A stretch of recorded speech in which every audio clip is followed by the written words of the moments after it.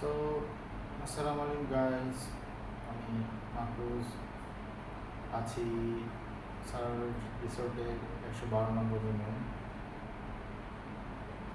আজকে সকালবেলা 8 তারিখ জুলাই মাসের 2026 ইয়ার।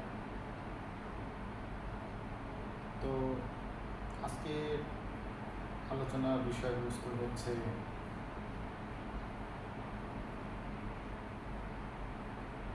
হ্যাবিট। তো আমরা যেটাকে আসলে হ্যাবিট বলি, ব্রেনের ভাষায় তাকে বলা হয় নিউরোপ্লাস্টিসিটি। বিষয়টা একই, ল্যাঙ্গুয়েজটা ভিন্ন।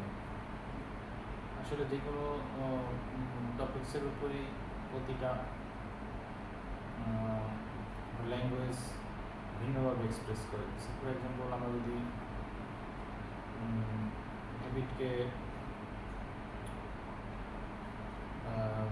গাণিতিকভাবে বলতে চাই, তাহলে একটা ডিফারেন্ট ল্যাঙ্গুয়েজে কথা বলতে হবে এবং গাণিতিকভাবে প্রুফড বিষয়গুলো নিয়ে ডিসকাস করতে হবে।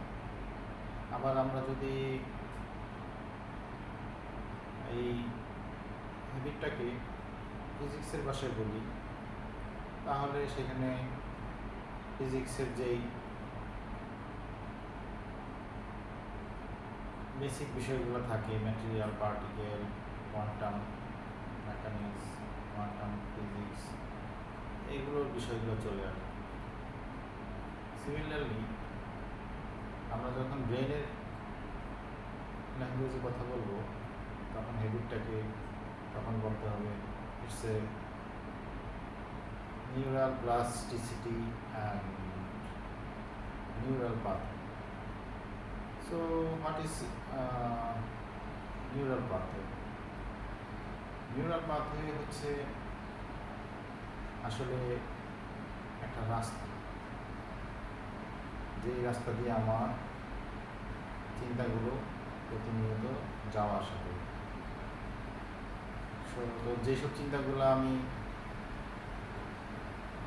করেছি, ফর এক্সাম্পল, চিন্তাগুলো প্রথমে থাকবে চিন্তার কোনো একটা টপিক্স, কোনো একটা এজেন্ডার উপরে ফোকাস করে আমি চিন্তাগুলো করি। তো সেই চিন্তাগুলোর সাথে থাকে অনেক রকম ক্যারেক্টার, আমার আশেপাশে সারাউন্ডিং লোকজন। তো তারা বিভিন্ন রোলে থাকে আমার চিন্তার মধ্যে, এবং আমি কোনো একটা এজেন্ডা নিয়ে সেই চিন্তাগুলো মাথায় জমা করি। এবং এটা যে একদম কাল্পনিক সব চিন্তাই জেনারেট হয় সেরকম না। ব্রেন কী করে, সে পাস্ট ফিউচার সুইচ করে। সো ফর এক্সাম্পল, কারোর সাথে ঘটে যাওয়া কোনো ঘটনার যেই চিন্তাগুলো হয়, এখানে অনেকগুলা বিষয় থাকে। দেখা গেল যে কারোর সাথে আমার কিছু ঘটনা হইলো, সেগুলোতে তার সাথে অনেক আনডেলিভার্ড কমিউনিকেশন বেড়ে গেল। এগুলো আমরা আসলে দুজনেই কমপ্লিট আমি ক্লিয়ার করি না।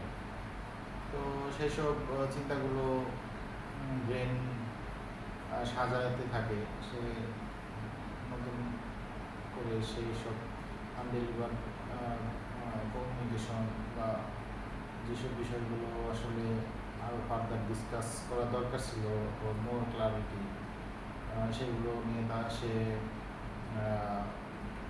নতুন নতুন থট জেনারেট করতে থাকে। যেই থটের বেসিসে হয়তো তার সাথে যখন ফিজিক্যালি দেখা হবে বা কথা হবে, সেই সব বিষয়গুলো তখন তার সাথে আমার ব্রেন উঠাবে, যেই বিষয়গুলো এইভাবে যাতে করে তার সাথে ক্লারিটি বা কমিউনিকেশনটা কমপ্লিট করা যায়। তো আমি যখন নিজের দিকে ফোকাস দেওয়া শুরু করলাম, তখন দেখলাম যে ফার্স্টে তো আসলে এই যে থটের দিকে ফোকাস দেওয়া নট সো ইজি। আমি ফার্স্টে ফোকাস দেওয়া শুরু করলাম আমার সারাউন্ডিং, চারপাশে আমার অবজেক্ট, চারপাশে সাউন্ড, স্মেল, তারপর আমার বডি, সেন্সরি, এগুলো দিয়ে আমি পুরো এনভায়রনমেন্টকে অবজার্ভ করা শুরু করলাম। তো ধীরে ধীরে নিজের সারাউন্ডিং থেকে নিজের বডির দিকে ফোকাস করা শুরু করলাম। ফার্স্ট এন্ট্রি হচ্ছে যে আমার ব্রিদিংয়ের দিকে খেয়াল করা, এভাবে আমার বডি স্ক্যানিং, আস্তে আস্তে আস্তে আস্তে তখন আমি আমার নিজের মাইন্ডের দিকে খেয়াল করা শুরু করলাম বা খেয়াল করতে সমর্থ হলাম। হঠাৎ করে নিজের মাইন্ডের দিকে বা নিজের থটের দিকে ফোকাস করা ইটস নট সো ইজি।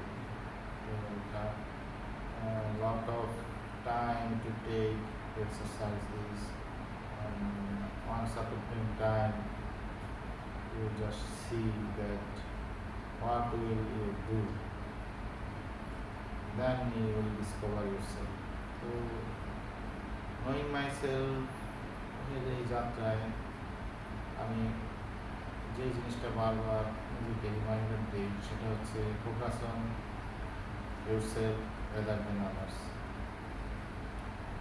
আমি যে জিনিসটা এখানে নিজের মধ্যে ডিসকভার করলাম যে আমার ফোকাসটা সবসময় অন্যদের দিকে চলে যায়, আমার থট, আমার মাইন্ড সবসময় অন্যদের নিয়ে স্টোরি ক্রিয়েট করতে থাকে continuously.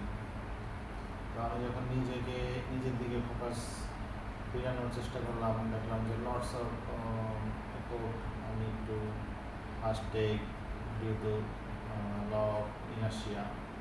So I have to use law of energy to focus on myself.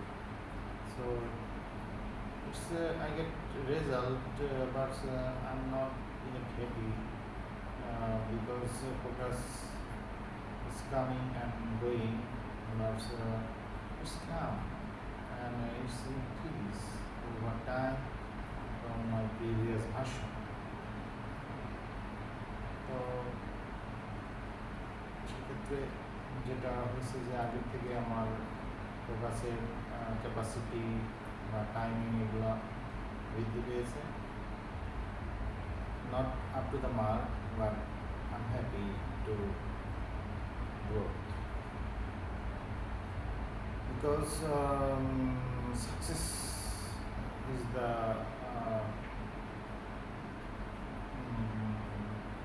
if you define success, it's about how you will grow from your previous version. Even if a bit of growth will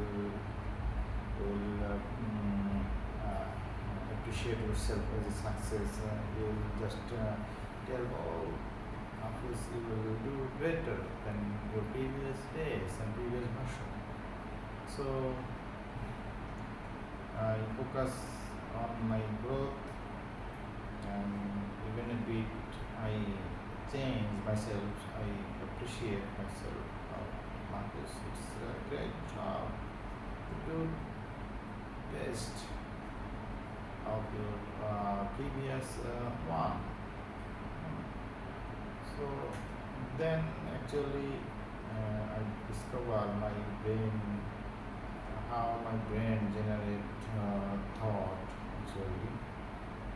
Then I see যে যখন আমি যেসব undelivered communication incomplete রেখে আসছি, সেই সব বিষয়গুলো নিয়ে আমার ব্রেন আসলে জেনারেট করতে থাকে on the thought to complete those communication.